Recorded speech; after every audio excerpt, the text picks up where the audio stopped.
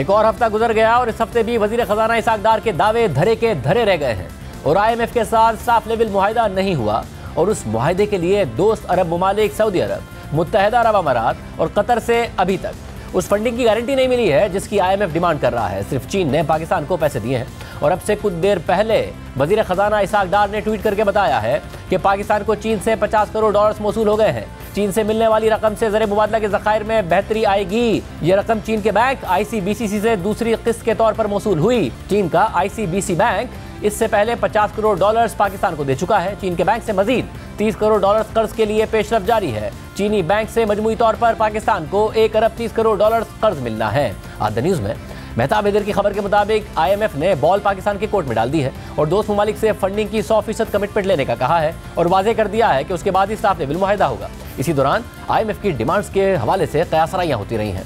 कभी वजारत खजाना के जराए सहाफ़ियों से ऑफ द रिकॉर्ड मीटिंग में एक दावा करते हैं तो कभी उसकी अलग तौजी पेश करते हैं, मगर IMF के वफ्द को पाकिस्तान से गए 5 हफ्ते से ज़ायद हो गए हैं और वजारत खजाना का दावा है कि तमाम शराइत पूरी कर दी हैं मगर स्टाफ लेवल मुआहिदा नहीं हो रहा है। बिजली, गैस, पेट्रोल, डीजल सबकी कीमतों में इजाफा हो चुका है और आज जारी होने वाले अदाद-ओ-शुमार के मुताबिक ज़रूरी अशिया की महंगाई 45.6% की रिकॉर्ड सतह पर पहुंच चुकी है और दूसरी तरफ मार्केट्स में गैर यकीनी अपनी जगह बरकरार है। हमारे साथ मौजूद है द न्यूज़ के सहाफ़ी मेहताब हैदर। मेहताब साहब, बहुत शुक्रिया। आपकी खबर है कि 100% गारंटी मांगी है IMF ने, तो फिर क्या पेशरफ्त हुई है अभी तक?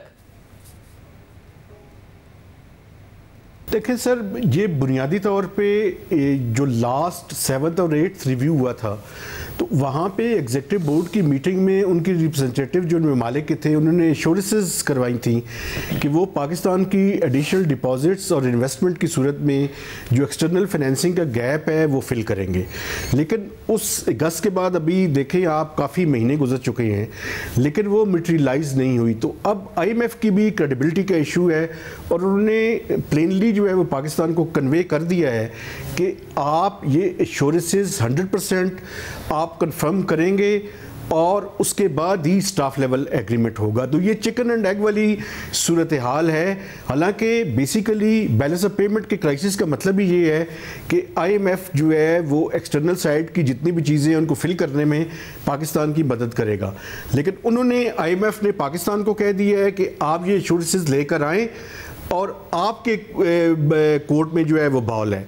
तो अब देखना ये है कि ये पहले भी हम इस आपके प्रोग्राम में ये इस इशू को रेज कर चुके हैं, अभी तक ये नहीं हुआ और इसी वजह से स्टाफ लेवल एग्रीमेंट के बढ़ने में ये एक मेजर स्टम्बलिंग ब्लॉक बन चुका है। चीन से तो पैसे आना शुरू हो गए, हुकूमत ने हर सतह पर कोशिश की है, फिर भी क्या दोस्त अरब ममालिक की तरफ से कोई कमिटमेंट नहीं मिल रही है?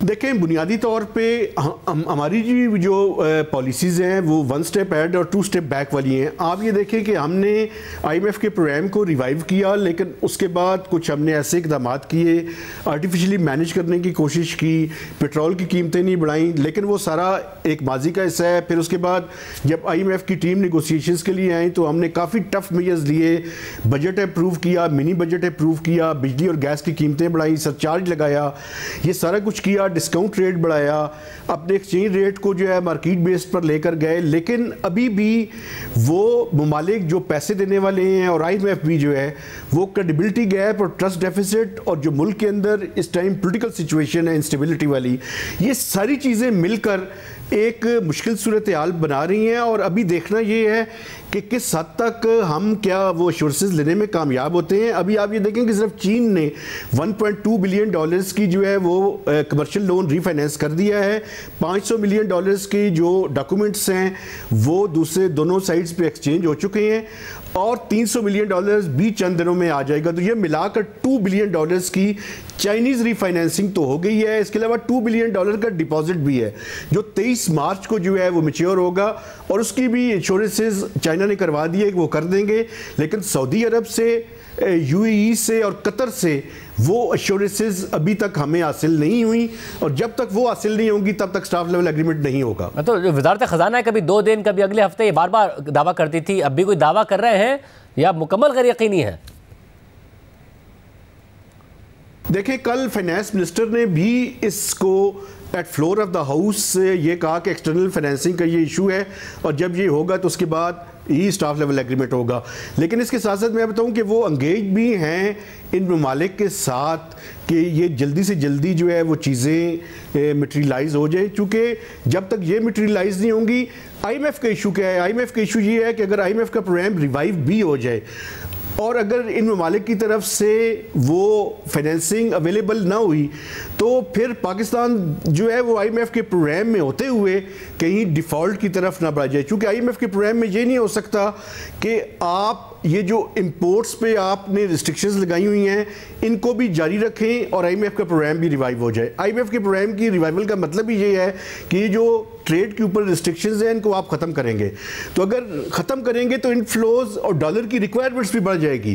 तो इसलिए ये चिकन एंड एग वाली सूरत हाल है और इसको अथॉरिटीज़ को जितनी जल्दी जो है वो कन्फर्मेशन हासिल कर लें उतना ही वो पाकिस्तान के हक़ में बेहतर है, वरना ये प्रोग्राम लिंगर ऑन हो जाएगा।